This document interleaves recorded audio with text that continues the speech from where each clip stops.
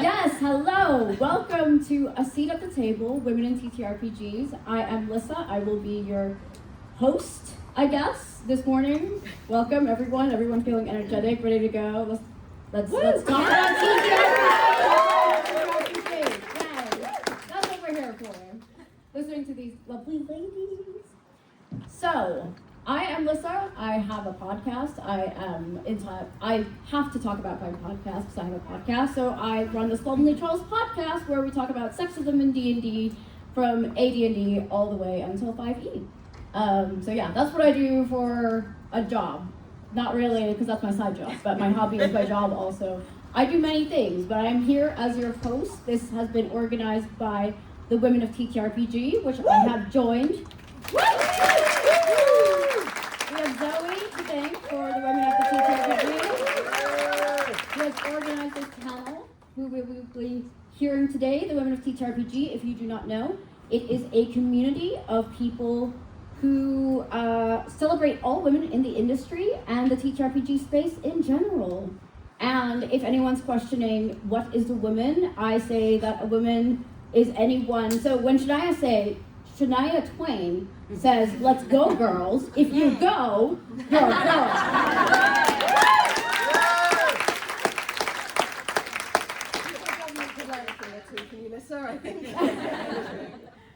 Yeah. Okay, I do want to point out that we have a professional photographer, Jess, over here. She will be taking photos, but the photos will only be used in our social media and our website. So this is all for the Women of TTRPG. She will be taking photos, so she would like to say that please don't see her, don't perceive her, she's not there. Yeah. And yeah, we're ready to begin. So starting from Jess over there, would you please introduce yourself and what you do in the industry? Yeah, sure thing. Hello, my name is Jess, Jewell. My pronouns are she, he, they. Reach in, grab one, don't care. And I am the production manager for 12-Sided Studios. We oversee and produce podcasts such as 3 Black Halflings, a little noise. The Rotating Heroes podcast. And we're generally chaos. And yeah, you may also know that we very recently produced a 2-part cinematic for Critical Role known as Thresher, which was a massive success. We're very, very proud of. And yeah, that's generally everything we've done. All right, Rachel? Hello, I'm Dr. Rachel Hunnigan-Williams. I'm part of Science and Sorcery. So we bring science to TTRPG space, but also bring TTRPGs to scientific spaces. In my day job, I research hearing loss at the UCL Ear Institute, but by night... Nighttime activity. Yeah, indeed, I perform nighttime activities. We'll leave it there for now. Wait, are you filming this? Maybe. Hi, my name is Aida. My pronouns are she and her. I'm a queer Latin woman of color. I am based in the Netherlands and I'm a co-founder of a community called EUphoria. And we're about uplifting the TTRPG community, which is diverse, which is nuanced, which includes marginalized communities, but primarily based in Europe because the center of the TTRPG universe is not in the US. Woo!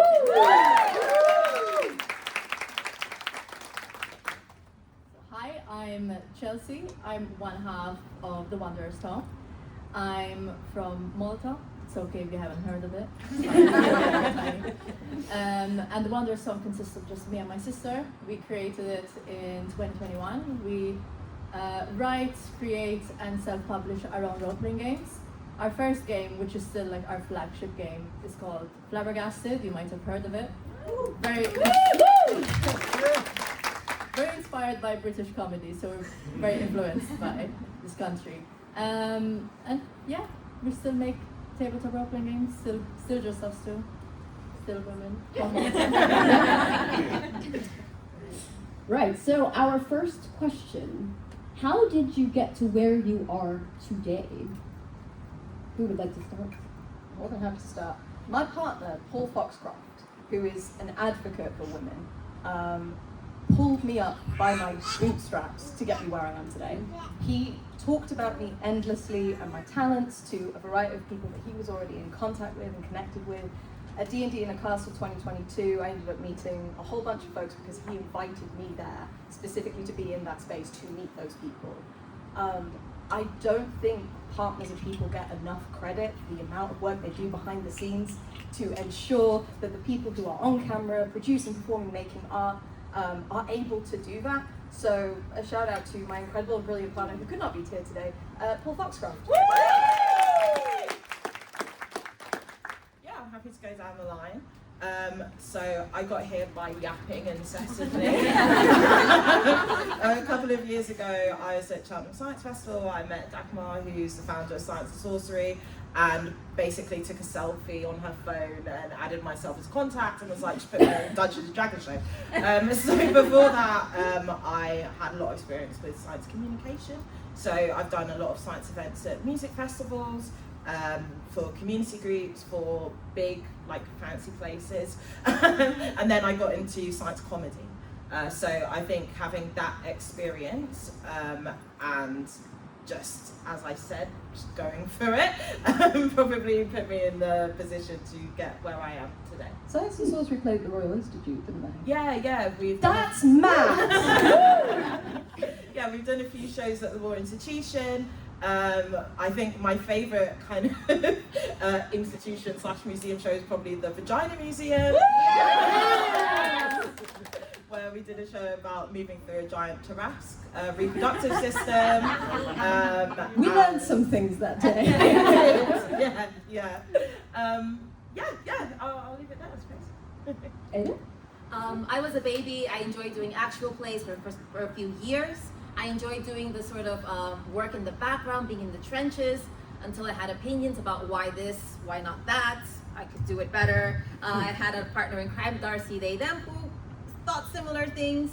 And we decided we really wanted to make a community that not only was based primarily in Europe, but whose core identity and openly shouted, we are not based in the US. We're going to be a community for doing things at reasonable o'clock sort of thing. I'm never going to watch Critical Role because it's at 3-4 in the morning for me. I can't connect with this other thing. And we wanted to build a community that is just as friendly and welcoming and diverse as all the amazing communities that do exist out there, but specifically shouting that our identity is the diverse, wonderful European community. Mm-hmm.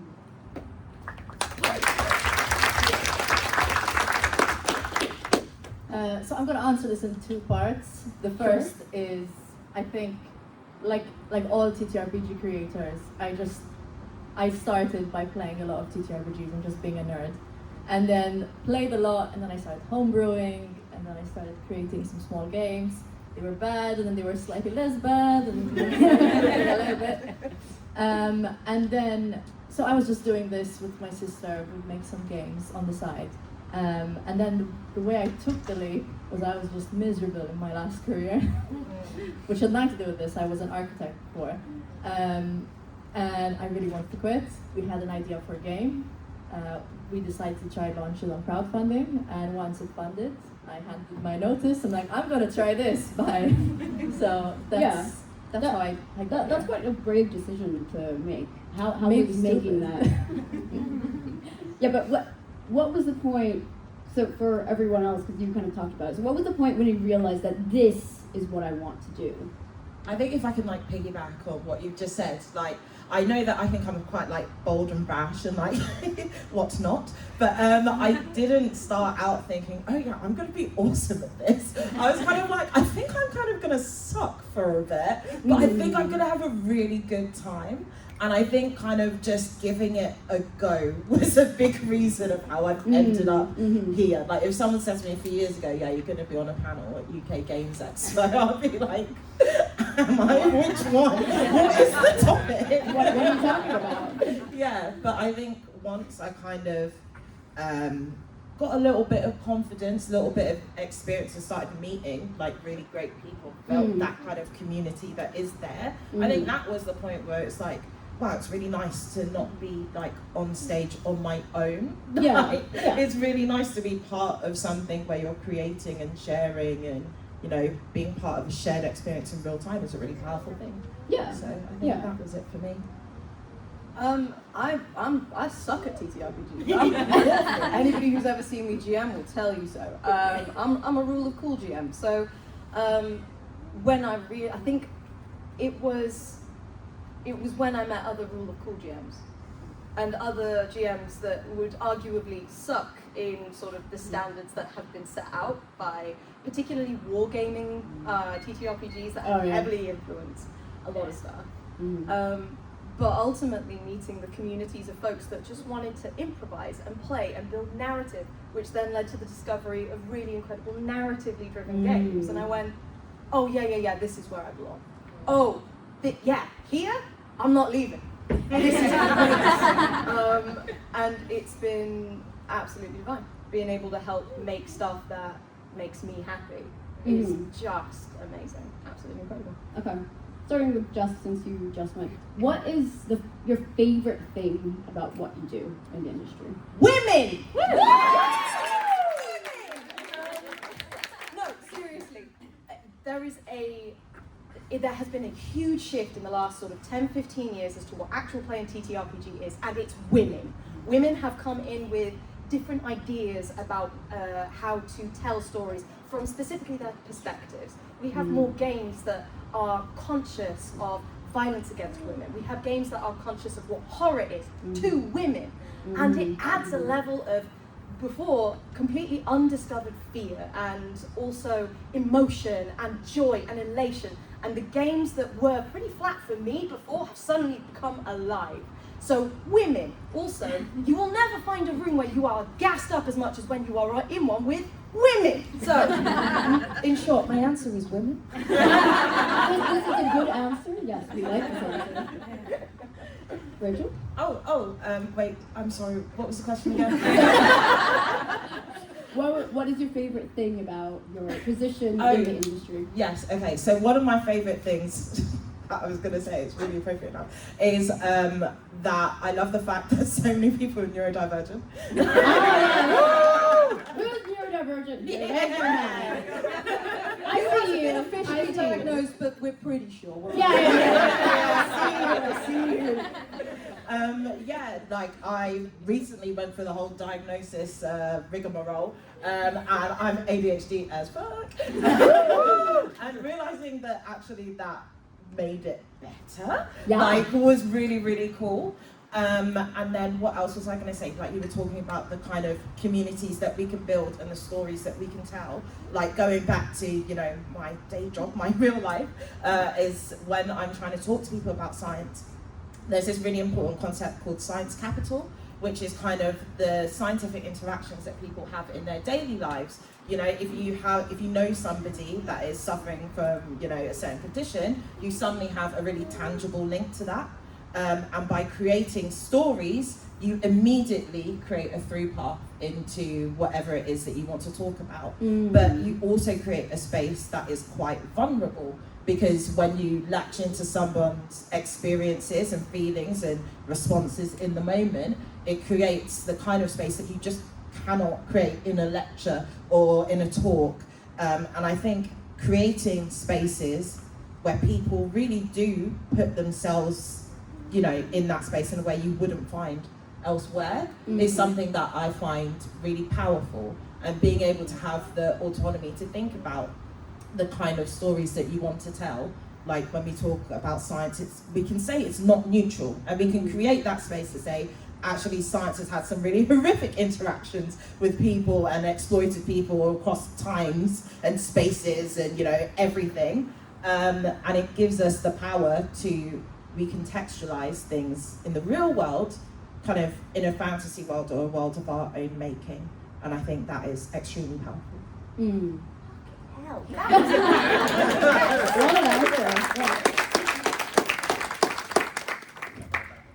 For me, it was understanding that, especially in spaces that are primarily women and primarily with marginalized communities, it's never having to lower your own shine or sparkle lest you bother or offend someone Oh, else. yeah. Those with frail egos, those that I don't want identity politics at my table. Oh, sorry, my identity exists as a political point. Here I am, screw it. Like Jess said, that women and marginalized communities at the table tend to just be so supportive, so considerate, because we've been down those paths, we've lived those lives, and we know what it's like to just give each other compassion. We've systemized it at our tables. There's structures to it. They're incentivized. They're codified, and having that be the foundation of our community, of our games, of the imaginations, the stories, the products that we come out with, I think is one of the best things about having women in our community and being a big part of our space.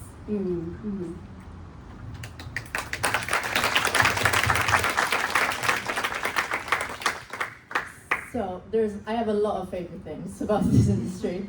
The first one is a bit more personal, which is just, I love having a product that I've made, and every time it's printed and I see it, I'm like, it's always such a high.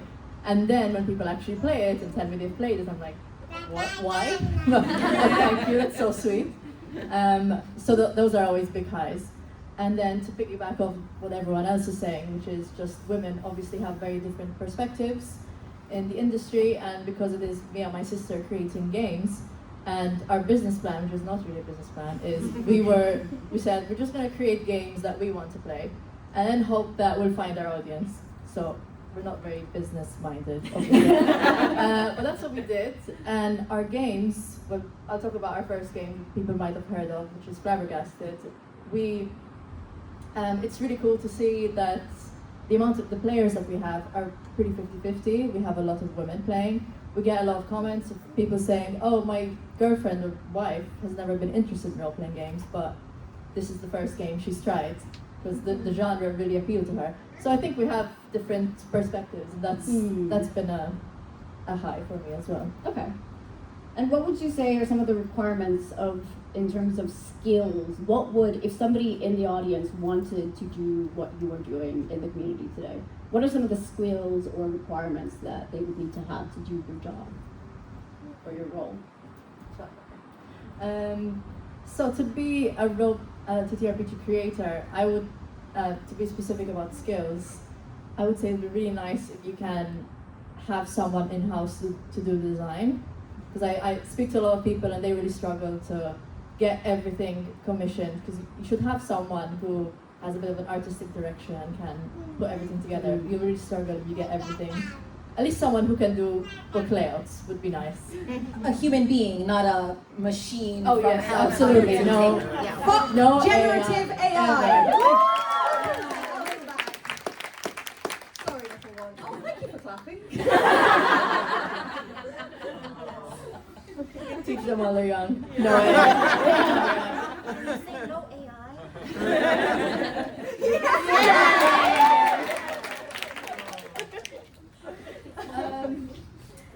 Then requirements. I would say if you're gonna take the leap like I did, which is take the leap and do this full time, the requirement would just be to have a bit of a backup plan, have maybe some money saved. That's what I did, try and do this. Give yourself, but take the leap. Believe in yourself, take the leap. Give yourself an amount of time, say, like for me, I saved enough money to live for 1 year. So I said, I want to try this for 1 year, and if I fail, I fail. But give yourself the push to do that. I would say, like, I can only really speak from the performer side, but I think knowing your strengths and what makes your voice special is really important. So you don't have to be an extrovert. Like when I'm playing, sometimes the people that I'm most like drawn into their performances are like the quietest person in the group. Understanding what you can bring to a story is important, and the willingness to play around with it and just see what comes out. For me, when I produce actual plays, if you want to get into actual plays, all you need to do is record your Discord or your Zoom call, and boom, you're an actual player. Congratulations, you've done it. But if you want to do it a bit more hardcore, I really have to say that advocacy is going to be the biggest thing you're going to need in your toolkit. You need to advocate for the people at your table. You need to advocate for your product, what you're putting out. You have to market yourself. Even if you're not the extrovert, you have to find the strength or someone who can push that extrovert button occasionally on and go like, hi, I have the thing, I'm the greatest person in the world. Listen, watch me, please. That's important nowadays. And you really need to also advocate for yourself when you're saying, I'm doing too much, I need to delegate, I need to take a break and take my own mental and health into consideration. And then somehow find a balance with the capitalisms. If you have an answer for that, please let me know. I'm happy to hear it. I think to sort of piggyback off of the production side of it, so I'm here to tell you that every single person in this room could do exactly what I do. Absolutely every goddamn one of you. There is nothing special about the way that I in particular do anything. I act with compassion, I have a little bit of confidence, and I always try and give everyone the benefit of the doubt.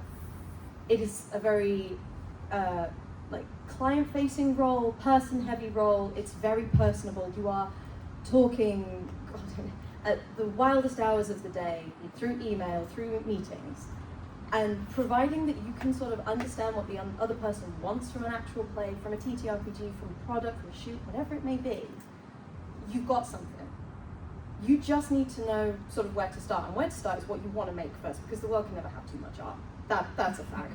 So you start with, okay, well, what do we want to make?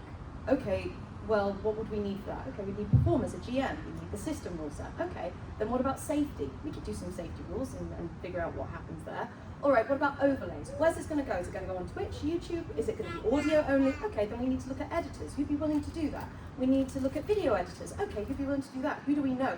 We've got a community in this room right here. Somebody among us will know what that is. You've got your communities like EUphoria that have been set up specifically for this, for everyone to reach out and figure out who and what they need. You do need a design expert element to it. You need an artistic creative driver, but then you need someone like Nobede who manages all of the schedules and the spreadsheets and just organizes and makes sure that everything comes in on time. And if it's not coming in on time, then I'm there to understand why. The worst thing you can do, I think, in my position is burn bridges, cut ties, be rude, impolite, and have no manners. That is a big thing. If you're coming into an actual play, turn up. Turn up. You've agreed to be there, turn up. Obviously there are extraneous circumstances where sometimes you can't turn up. That's fine, explain. And if you're a good producer, you will ask why it's happened, what's going on, and how you can make it better in the future. You learn consistently and constantly. Like I said, everybody in this room can do exactly what I do. There's nothing special about me. Lies. Yeah, I was going to say that. You've got a little magic about you. Let's not discard that. But also, I think, yes, what you've just said also reminds you, yes, know your strengths and what you can bring. Also, know your weaknesses and don't be ashamed of them, because I'm rubbish at being organised, but I think people would much rather have someone say, I'm rubbish at being organised, please can you help me, rather than someone that forgets and doesn't turn up. So, yeah, be realistic with yourself. Okay. And what are some of the biggest challenges that you faced as being a woman in the TTRPG space? The big question. Checking the time. For me, it's been traditionally that women or representing people are often expected to do the unspoken labor. If it's not TTRPGs, it's sending the birthday cards, having the groceries done, and that's kind of a given, it's never thanked. In TTRPGs, it's the note taker, it's professionally the scrum master, the one who minds the schedules, who sends the follow-up emails, who says thank you after everything is said and done to your guests who you invited, the person who actually checked the copy, all the unspoken labor that tends to fall onto women or representing people. We see amazing creatives, and they're the white men, and they do amazing jobs, but there have been so many people, and a lot of them women, that don't get credited, and that really kills a part of my heart. And that amazing product, as talented and as miraculous and as sparkful as that thing was, could not have been the success it was without the unnamed, the uncredited women and people behind that, and I want them to be more in the front. I think those people in the back can make just as good or even better things if they had access to that spotlight, had access to the support. And I think it's going to be it's been happening. I'm so glad to see games like yours. I see a lot of women and femme presenting people in the game hall with their games, their arts, and it's a bigger and bigger chunk no matter where I go, and it just pleases my jaded little heart. So I think there's a two-steppy. One, imposter syndrome has most definitely been a massive thing. I said it before, there's nothing special about me. Yeah. It's there, you can all tell. And then also, rumours and cattiness within the industry is prevalent, massively, and it's often started from ill faith players. For example, Gabe Hicks. Gabe Hicks actively attempted to tear down people that he had been a predator of during his spell within the TTRPG industry. That's over now, thank God. But the rumours that he started actively cost people business, actively tore them down, specifically because they were women. And that sucked. So I would say with that, though it hasn't affected me, it affects women, therefore it does affect me. Consider the rumours that you hear about people in the industry, try and give the benefit of the doubt, and then do your own research and you get to the bottom of it if you're very much invested. Don't take everything at face value. It kills more businesses than it does help. But yeah, that is something. Cool. Yeah, I guess overall I've been very lucky to not experience a lot of these things personally. But I think one thing that is always difficult is avoiding tokenism. Like, especially being a black woman, a black queer woman with ADHD. Like, there are a lot of boxes that I check. So, there are situations where you feel like, are you playing with me because you think I'm cool, or just because you think it makes you look better? So it is nice. Say it again. Yeah, but the more that we continue to, have diverse tables, I think, it's nice to not feel like the odd one out. I think, in a way, that's why we're all here, right? So, kind of addressing tokenism as much as we can is something that's really important. Well, I've had a different experience. I haven't experienced anything negative so far. Maybe it's because I'm a bit an outsider, I don't live here. So when I joined this community, I had a different career before, which was very sexist and ageist as well. A lot of people thought I was too young, they don't take me seriously. I had situations, so I used to work in the construction industry, and I had situations where I would be with my partner and they just assume he's the architect and not me. Literally, they would speak to him like, no, it's me. And then when I joined the TTRPG community, yes, for a while it was just online, but I immediately knew that it was so inclusive, so diverse, and generally it's almost championed. Different communities are championed, and it's so refreshing to see so many TTRPGs have a lot of representation. So it was a completely different experience. I've only been in the community when I'm here at UKGE, and I haven't experienced anything negative. A lot of people are very friendly. A lot of creators are they don't gatekeep anything. They really help you. There's no competition. They want you to succeed. So I haven't experienced it, but I'm aware it's there. Yeah. But it's been great. I'm just here to gush about the community and stuff. And please keep me in your community. Thank you. We will. What is some advice that you would maybe give to a younger version of you before you entered the industry? Oh, mate. Speak up. Like, if young Jess, you're going to be in many meetings in the following year. I got into this position a year ago, which is wild to me. But when I first started, for all the confidence and bravado you see here, I was very much an introvert. And during meetings with sort of large companies that would send, relatively imposing and intimidating, CEOs and FOs and many acronymed people into meetings, it was very easy for me to be like, I don't know why I'm here, I'm just a little guy. Help. You're constantly looking for the adult in the room and then realize, oh shit, I'm the adult. Your opinion matters in what you're doing. Absolutely. You're doing with good reason and you're there for good reason. This isn't a fluke, this isn't an accident. You have value and worth. Speak up and establish yourself. And the minute that starts to happen, people suddenly start listening. Who would have thought?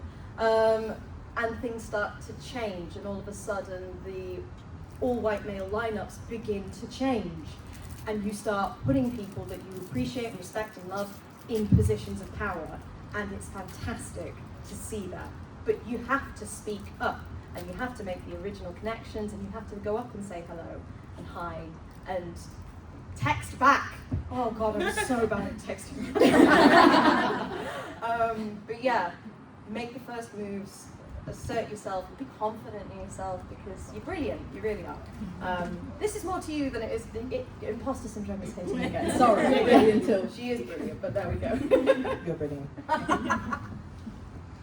For me, it's, I would tell past Aida, current Aida, future Aida, try to put a lid on the perfectionism. You did a thing, people are saying it's pretty good, believe them. The Kusma Web Fest said you got the gold award, believe them. I don't believe them still. I don't believe them still. A lot of that is internal brain wiring, but also being a woman of color, there are different standards being held as well. Mitch recorded his Roll20 screen as is, and you hear Zoom audio behind that, and everyone's gonna laud Mitch, and Mitch thinks that's the best thing he ever did. Aida did a pre-recorded with independent audio tracks, sound editing, video editing, high-level things, and I heard one click in the background, and I will think it's garbage, and no one should ever hear it. I wasted 40 hours of my life, and that might not get seen to the world, and that's a shame because there might be other Aidas in similar positions who can say, your work is good. Your work is good, it's fantastic. Look at people in the room here supporting each other. We're all here to see each other flourish. It doesn't have to be perfect. We think it's pretty damn good, or we might already think it's perfect. Give yourself that grace. Let yourself grow in this community that we've cultured, that is compassionate, that is kind, that is wanting to help you and support you.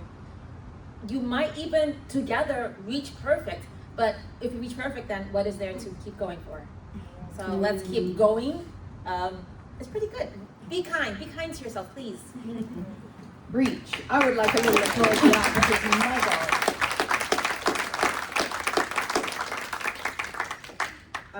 I think one thing that I would tell my younger self is that actually it's okay to supplement TTRPGs with therapy. So you're gonna play some characters who might be going through some shit, might reflect something you're going through. You don't even know that you're going through it yet, but when you click and then you're locked into like a year-long campaign, you're like, oh. So it's actually okay to go to therapy. And then, you know what, you're gonna keep playing characters and then be like, and I'm gonna make them a little bit fucked up like this. And then you're gonna be like, wait a minute. But those are the best characters. Yeah. Like when you put your trauma out in the public sphere, that is when you have to do something about it. I feel so attacked right now. So yeah, it's, just let it all out. Find the people that make you cry at a table, and just just let it all out, but also go to therapy.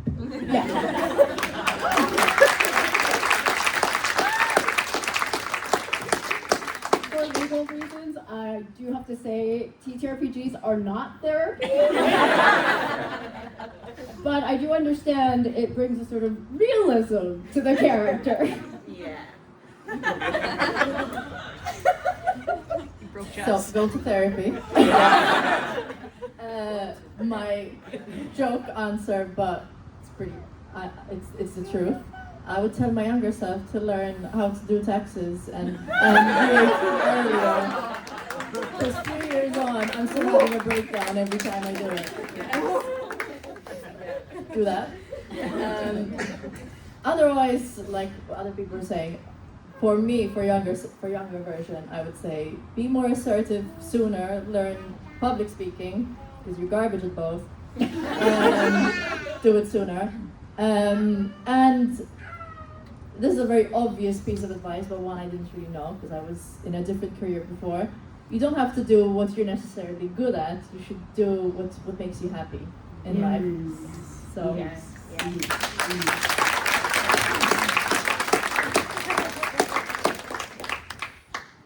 All right. Starting with Ada specifically. What has community meant for you in your kind of role, I guess, in general? What's the role of community in your role in the TTRPG space? For me, it's accessibility in terms of and relatability to people's shared experiences. And a lot of that is our experiences as women, people of color. For me, it's also regionally. I was born and raised in the US, and I only came to Europe. I've been here in Europe 15 years now. And a while ago, I joined a Latinx server because I missed people of my heritage, I missed my shared language, I missed that shared experience. And I went to that server, and it was very, very US-centric. So my good morning was their middle of the afternoon, for example. They had very long discussions about their favorite Dunkin' Donuts orders, which I did not relate to anymore at all. And that experience felt really isolating.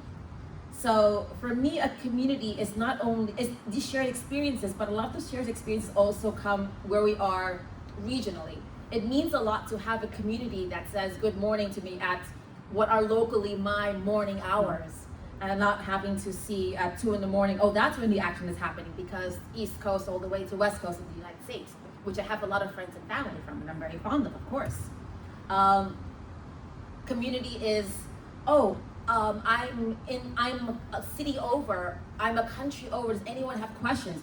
Because we're this very hyper-local or very regionally minded community, we can logistically pitch in with each other. When we do Google or Reddit searches, so many things are US-centric because we're sharing a language, English in this case. But having that really hyper-local community of like, I know how to help you. I know creatives that are printing books in Europe that you don't have to pay absurd shipping costs for. I know local creatives that you are supporting local industries, local printers, local studios. We are better served doing that instead of pitching into companies that already gargantuans. We love them, they're rich. I grew up playing Dungeons and Dragons, watching Critical. You'll never rip those happy experiences away from me. But for me, community is very local in identity and relatedness, but local regionally as well.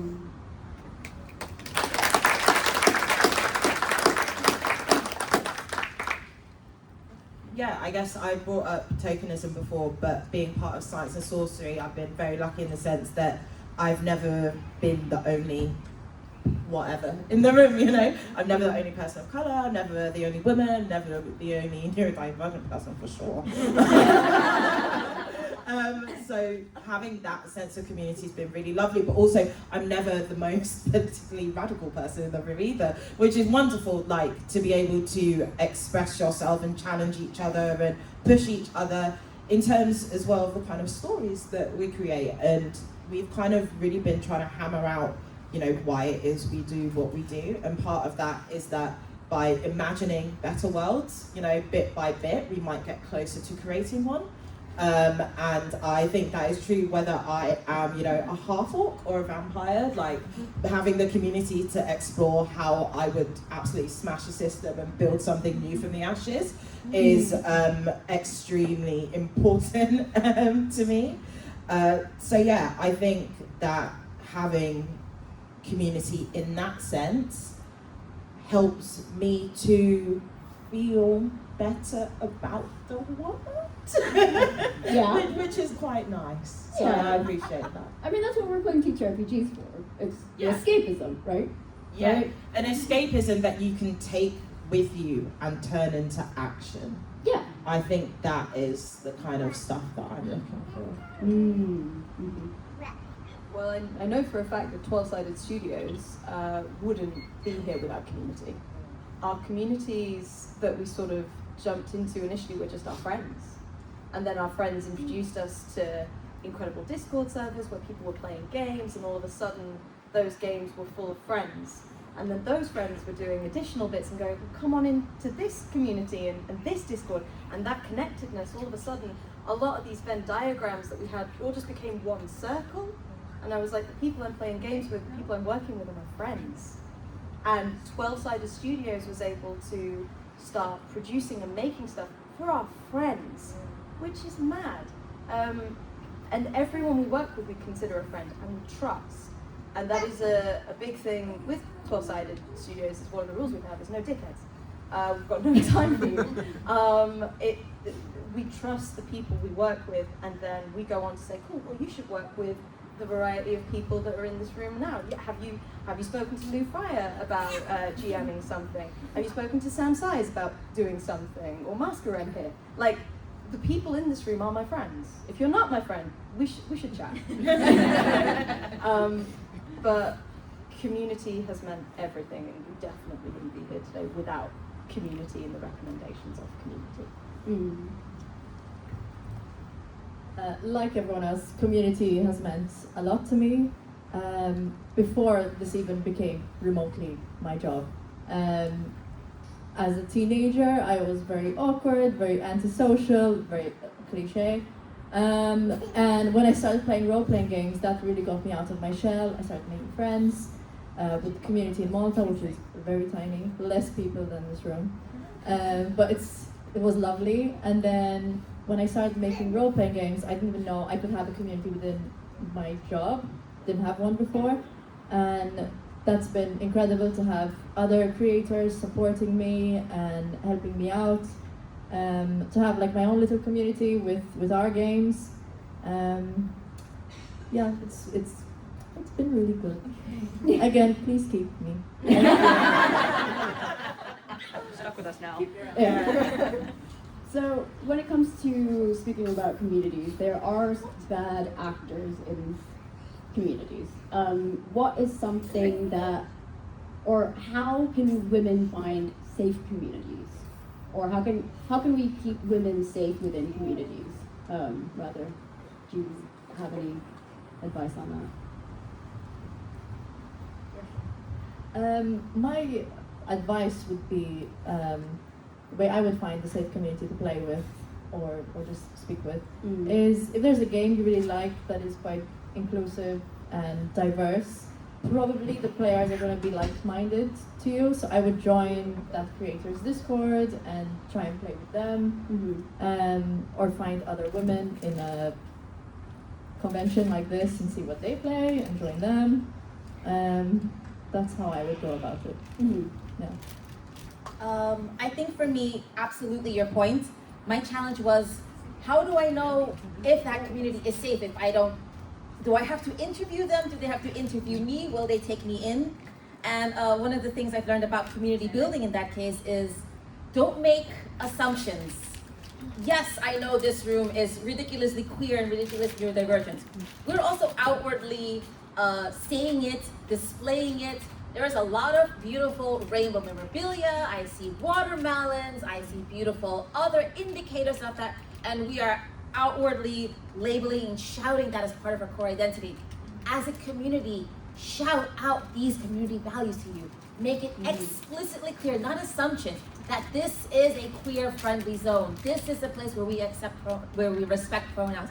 This is a place where women are going to be in positions of authority and decision-making. You have to set that welcome mat up front. It has to be clear to you, because when you're quiet about them, people with bad intentions might come in and say, oh, they're not explicitly saying it, so maybe I'm welcome here, and my not so pleasant right wings, identity politics might be okay here. I can push back here. If you're explicit about it, hopefully they'll know from the get-go they are not welcome. They're the minority voice that should be stamped out in this regard. Be upfront, be clear, and when you can, defend those lines or find people that help you defend those lines as well. Protect your communities and make it clear, this is who we are. We are queer, we are inclusive, we are POC, we are neurodivergent, we are all these things. Shout them out, please.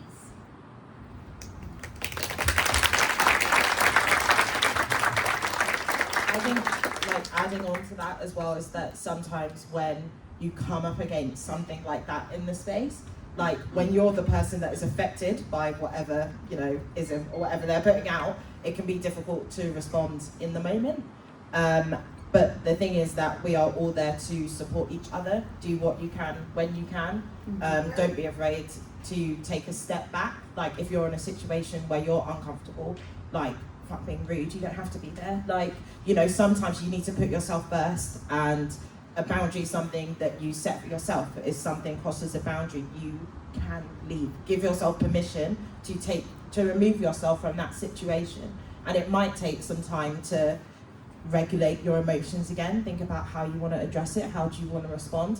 Don't feel ashamed that you couldn't immediately go, you are wrong, actually, because that is really hard.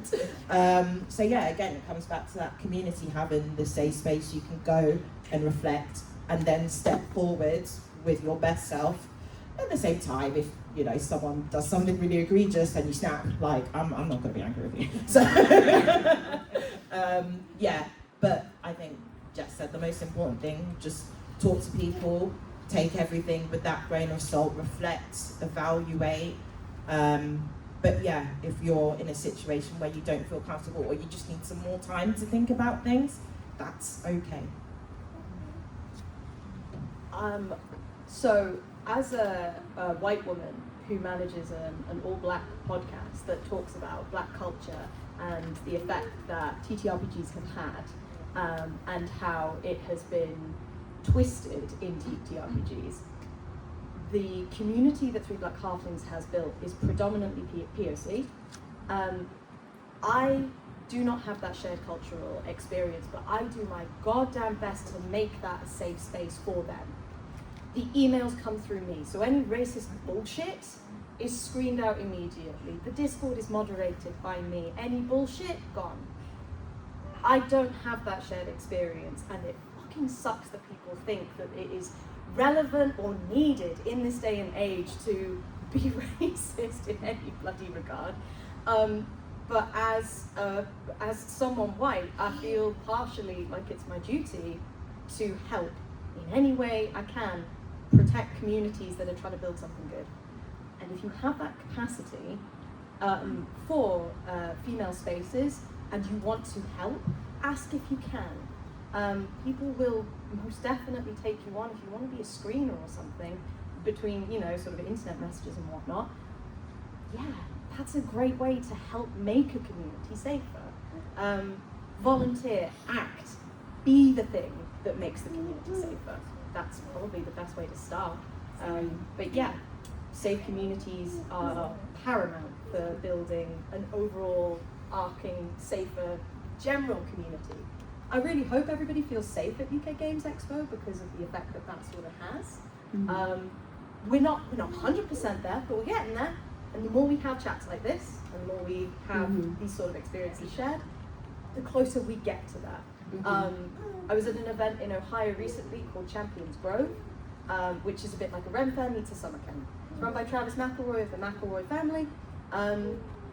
There was a moment where I left my drink in the bar, and I went outside, didn't think about it for 10 minutes, went back in, got it, and just went, oh, can't remember the last time I did that. We made that community so safe. I felt no issue with that. And that says something. That's what I want for all spaces that I'm part of, and that's what I will act to do and be and put forward. So yeah, be the change. Be the change.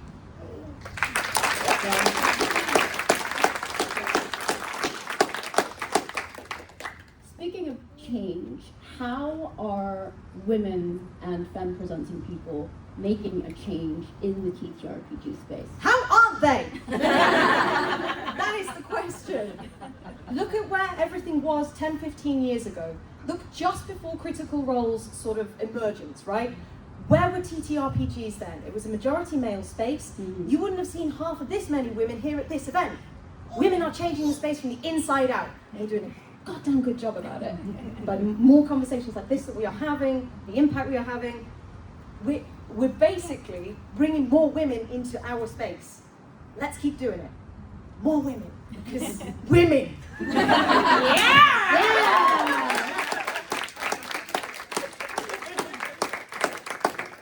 I mean, from a community values point of view, everything on point.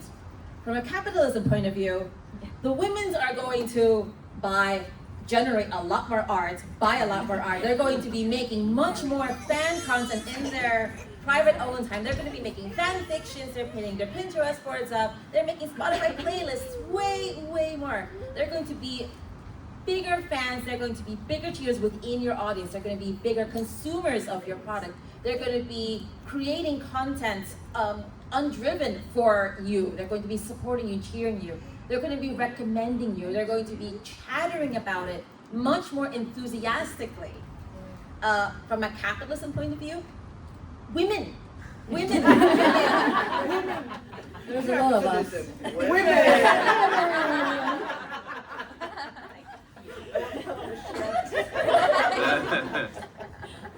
Women.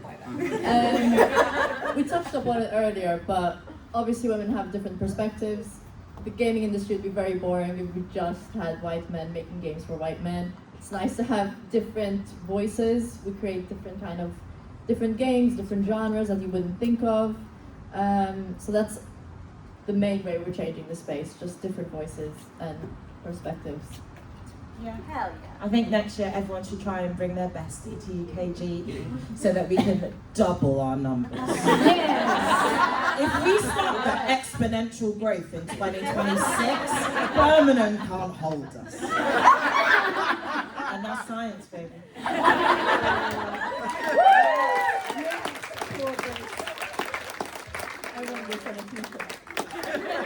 We're already selling t-shirts and merchandising. And a lot of you are going to buy them. Women's. Women! Give me a Sharpie. I'll get started. Alright, so now that we're getting women in the industry, how can people help lift up women and femme creators in the space? Either as somebody who's already working in the industry or like doing actual plays, or somebody who's an audience member who watches actual plays. How can we help lift up women and femme presenting people? Shout about them, scream about them, do not shut up about them, recommend them, talk to them, and most importantly, be their biggest bloody fans. We are a very small, burgeoning industry. We are coming up. There is a point where big companies are going to come down and be like, okay, well, who do we want to pull up? And that's already happened. Jasper William Cartwright was plucked from 3BH to go on Dimension 20, for example, and a variety of other incredible comics and improvisers have done the same. If you start screaming and shouting about the people that you really love to watch, whose products you really enjoy, they will get lifted up. Because, again, this community of incredible women will be there pushing them up the entire time. Your voice has to be heard to be part of that. So don't shut up about them. Tell the world how great they are. Keep it up. Yeah.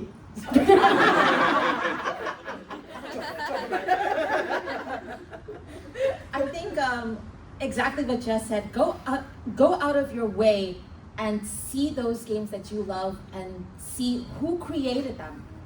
What kind of team was behind them? What are those teams' values? If those are things that you want to see more, especially shine that spotlight on them. Where was this game created? Where was this game manufactured?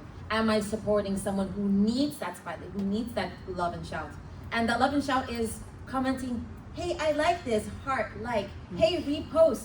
If you're a bit introverted in your quiet time, hey, friend who I talk to once every 6 months, I've been on this podcast. Have you heard it? It's really good. I know you have long commutes, which I have legitimately done, like, for a lot of friends' podcasts as well. There are multiple ways to support.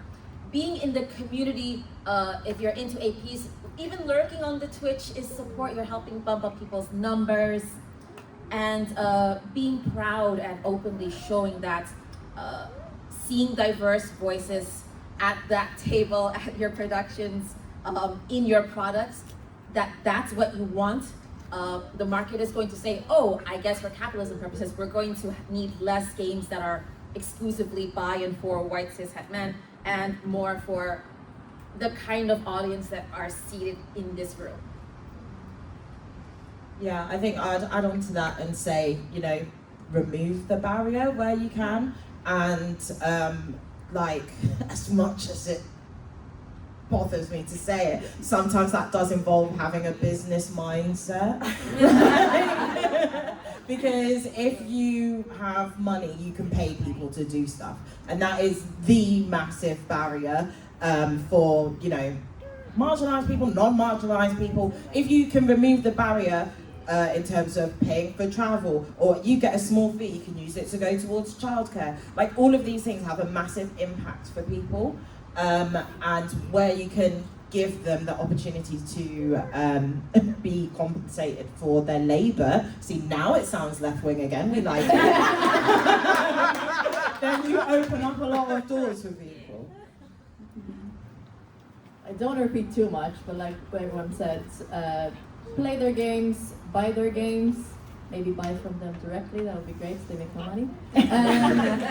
You know, just support them anywhere you can. And if you are a creator, I would give as much information as you can to other aspiring creators. Don't gatekeep anything. I mean, just at this convention alone, anyone who's asked me for any information, I tell them, do not use this printer, use this printer, use, you know, and I've always been like that. And a lot of other creators are, so that's how you can support other women creators. Just help them. Like, I wish I had this information when I started out. So give them all the information you can and give them that boost in the beginning. Mm-hmm. Yeah.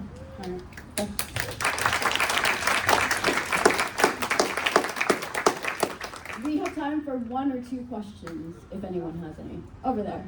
Yes. Shazzy, can I just say thank you? My heart feels so full just being in this room.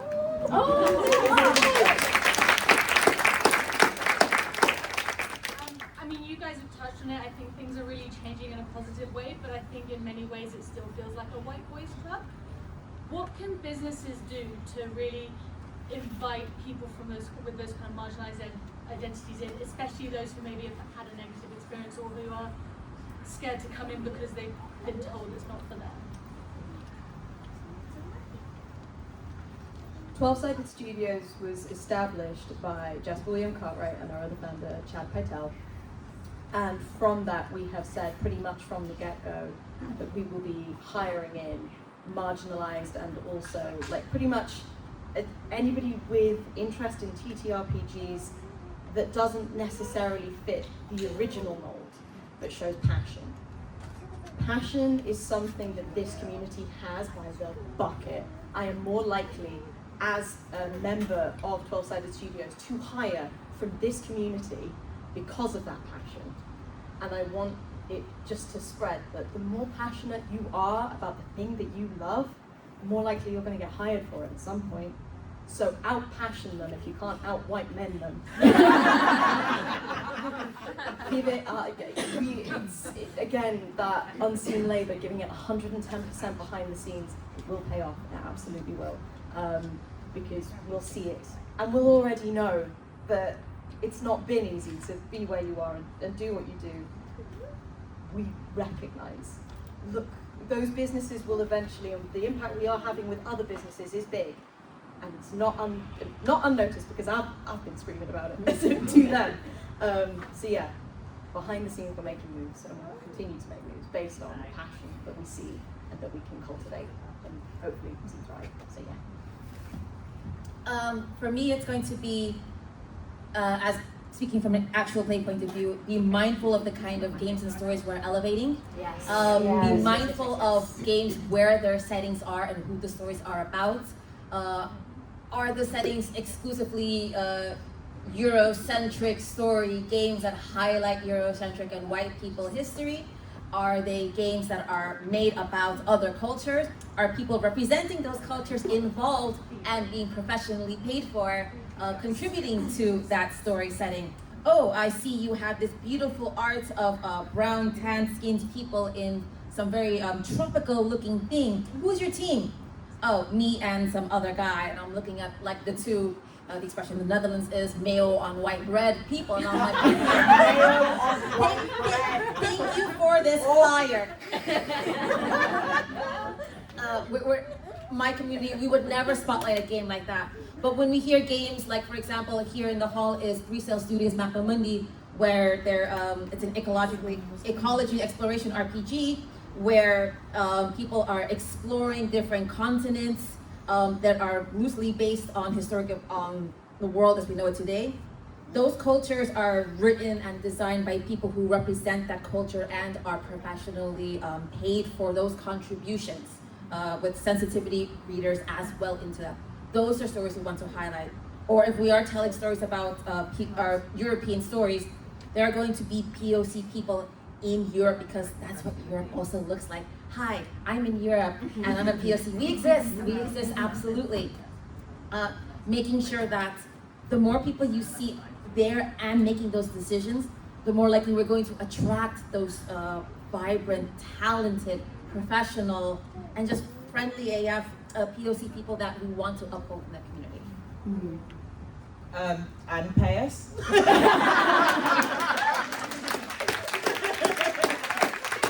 And yeah, if you're trying to run a game with some diversity, it doesn't just have to be 1, 2 is cool. You could have an all POC table. It doesn't have to be like Black History Month or anything. Like I'm still here.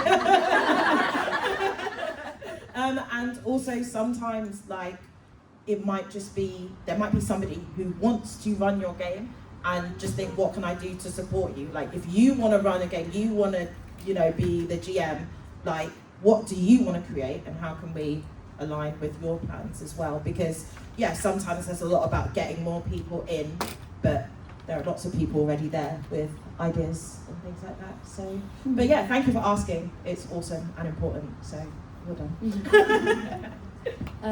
To piggyback on what you said, apart from being mindful of what you're playing, if you're a creator, be mindful of what you're creating. And I hate to shout out my game again, I feel really terrible. But Shout out your game! What's it called? Flabbergasted. With Flabbergasted, we wanted to make a game in the 1920s where you join a social club. And historically, a social club was going to be middle-aged white men smoking cigars and drinking whiskey, and that's a terrible game. But we also wanted to be as diverse and inclusive as possible, and you see that with our art. It is not historically accurate because there's a beautiful representation, different ethnicities, different disabilities, and if you create games like that, then you're going to get different players, and you're going to get a beautiful array of people playing your game. So create diverse games. Thank you. Yes. That's it. Okay.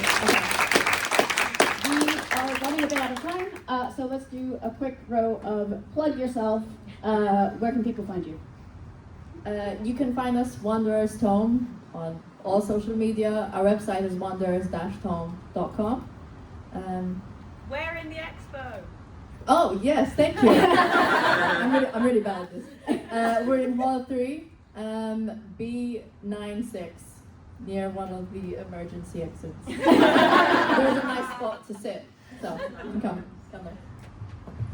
My name has been Aida. I'm one of the co-founders of the EUphoria actual play community. You can find us at EUphoriaAP.com, EUphoriaAP on all the socials. We have a ravenous Discord that is a giant European community of nerds. I just dragged Greg's sausage rolls through Phil's because it was first time eating one. Come join the lively live debate of what kind of crisps are better, whether or not you have a picture of yourself with an owl. A lot of us did. Right? Join us, nerd out with us with a very local, welcoming and diverse community. I feel you. I just tried Twiglets yesterday.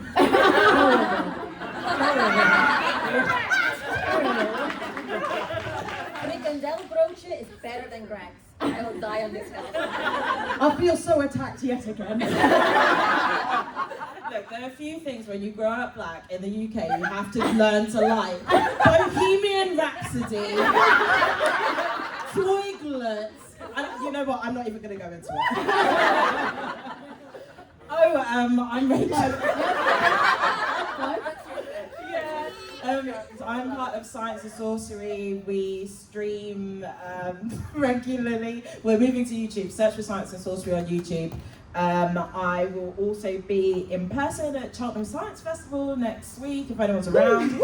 I'm doing Science Taskmaster. So I'm really looking forward to that. If you want to follow me specifically, look for Sci with Rach on Blue Sky. Sci like science with the 4-letter word, and then Rach like the first 4 letters of my name. So yeah, that's me. Thank you so much. It's been really, really lovely. Yeah. I have been Jess, Jewell, she, he, they. Again, don't care which one, just use one of them. You can find me online at Jess_Jewell on Blue Sky, I want to say. Jewellerhoot on Instagram. And you can't find me on Twitter/X because it's a hell site and it doesn't exist in my humble opinion. You can follow 12-Sided Studios at 12-Sided Studios just about everywhere. But instead of shouting, Three Black Halflings currently has a Kickstarter out for City of the Black Rose. It's just an incredible actual play, which we have some more stuff coming for in the next month. But we just hit our 3rd stretch goal in the space of 72 hours. If you want more information on that, please head to the Roll and Play Press store. While I'm here, I'm going to shout out some femmes and thems who I think you should absolutely follow and go and see today. Lou Fryer is doing Dummies and Dungeons at 12:30 somewhere. I didn't know that bit down, sorry. Liv Kennedy, one of 3 Black Halflings. Candice the Magnificent, another 3 Black Halfling. Michelle Kelly, an actual play sensation. Masquerade, right fucking there. Go talk to them, they're brilliant.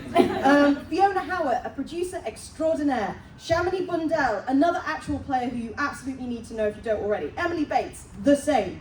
Kelly Linda Angelo, a GM like no other. Lexi, Black Girl Mage, an AP player like no other.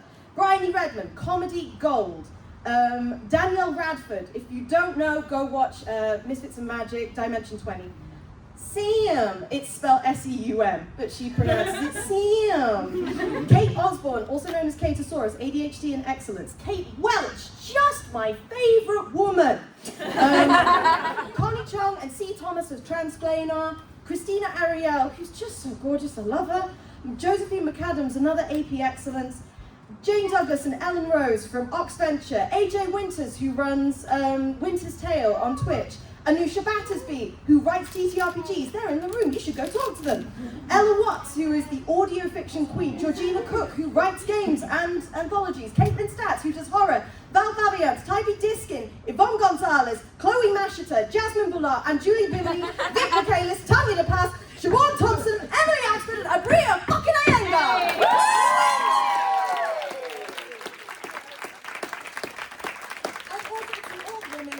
Behind all of the partners that continue to do stuff AP and gaming style. The hidden labour behind it all, you are absolutely appreciated and we thank you for your service. Yes, thank you to all our lovely panelists. I hope you have had fun. I have been Lyssa of the Slovenly Trulls podcast, but also Women of TTRPG. You can find them on Instagram and you can find them on Blue Sky, as well as they have a Discord, links on their socials. Thank you very much, and we hope you have a lovely day and a lovely panel.